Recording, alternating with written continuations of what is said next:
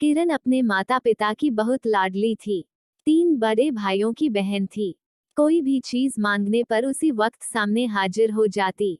पूरे घर में रौब था उसका। पूरे परिवार और नौकरों पर राजकुमारी की तरह हुक्म चलाती थी किरण। स्कूल में भी पूरा रौब था उसका। बड़े घर की लाडली जो थी वह। ऐसे ही उसने कॉलेज में दाखिला लिया। उसके ठाठ बाट, बड़ी गाड़ी में आना जाना, हर दिन नया फैशन देखकर हर कोई उससे दोस्ती करना चाहता था। थोड़े ही दिनों में उसके बहुत से दोस्त बन गए।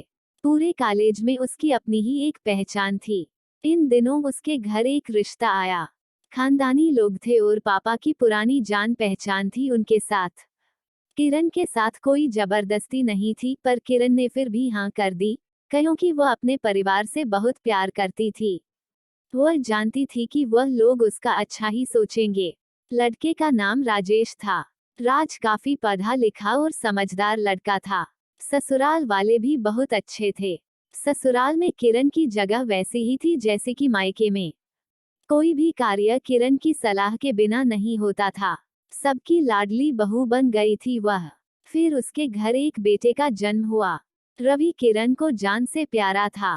पोता पाकर ससुराल वाले तो फूले नहीं समाते थे। किरण कभी कभी सोचती कि उसकी किस्मत कितनी अच्छी है। उसका हर अपना उसे कितना प्यार करता है। चाहे जीवन में कैसा भी समय आए, मेरे अपने हमेशा मेरे साथ हैं। मैं कभी अकेली नहीं हो सकती।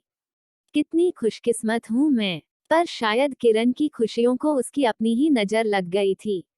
एक दिन वो मायके जाने की जिद कर बैठी। राजेश को बहुत काम था, लेकिन वह फिर भी उसे ले गया। रास्ते में उनकी गाड़ी अन्य गाड़ी से टकरा गई। किरण, राजेश और रवि बहुत बुरी तरह से जख्मी हो गए। काफी दिनों के इलाज के बाद राजेश और रवि तो ठीक हो गए, लेकिन किरण पूरी तरह ठीक ना हो सकी।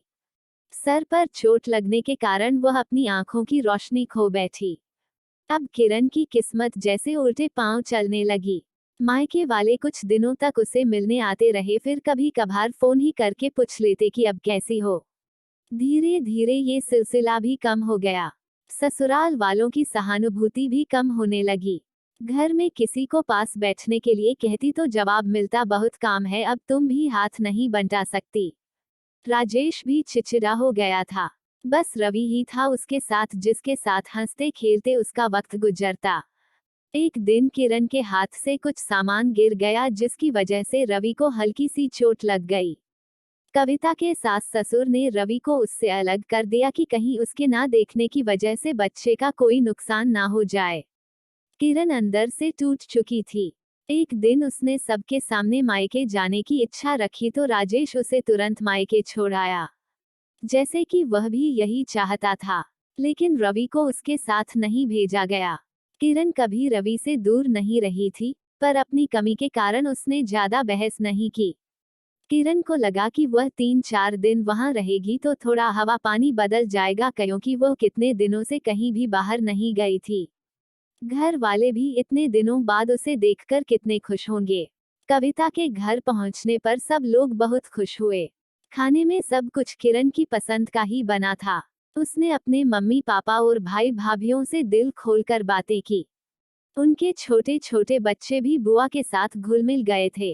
रात को सोने के वक्त जब वो कपड़े बदलने लगी तो उसे पता चला कि उसका बैग तो बहुत भरा हुआ था। वह सब समझ गई। वह बहुत उदास हो गई। कुछ दिनों तक तो सब ठीक रहा, फिर जैसे सब बदलने लगा। सबका व्यवहार बदल रहा था। वह लोग जैसे थक चुके थे उससे। सब लोग घुमा फिरा कर पूछने लगे कि राजेश कब आ रहा है उसे ले जाने। वह बहाना बना देती, जबकि वह जानती थी कि उस घर में अब उसके लिए कोई जगह नहीं। किरण से चलते वक्त कुछ ना कुछ नुकसान हो जाता। थोड़ी बहुत टोकाटाकी उसे सुनाई देती, वह टाल देती। एक दिन उसके हाथ से लगकर एक कीमती फूलदान टूट गया। छोटी भाभी ने बहुत हंगामा मचाया। किरण के माता पिता रोज रोज के झमेलों से तंग आ गए थे। उन्होंने राजेश को खुद से फोन कर दिया। राजेश किरण को अपने घर ले गया। किरण को अपने परिवार वालों से ये उम्मीद ना थी, जिस किरण के कहे बिना घर में एक पत्ता भी नहीं हिलता था, उस घर के लिए वह बोझ बन चुकी थी। राजेश के साथ ससुराल आते वक्त वो बहुत खुश थी। क्योंकि वह अपने घर जा रही थी, अपने जिगर के टुकड़े रवि के पास। परंतु यह खुशी भी कुछ पल की ही थी। सारा बंदोबस्त पहले ही किया हुआ था। किरण को सीधे ऊपर वाले कमरे में पहुंचा दिया गया। रवि से दूर रहने की सख्त चेतावनी दी गई। एक कामवाली लता को उसकी जिम्मेदारी सौंपी गई, जो उसके खाने पहनने जैसी जरूरतों का ध्यान रखती। किरण ज्यादातर चुप ही रहती। कभी कभी कामवाली लता से थोड़ा बतिया लेती। उसके जरिए रवि का पता चल जाता। सबकी लाडली बेटी और बहू सबके लिए लाडली से बोझ बन चुकी थी।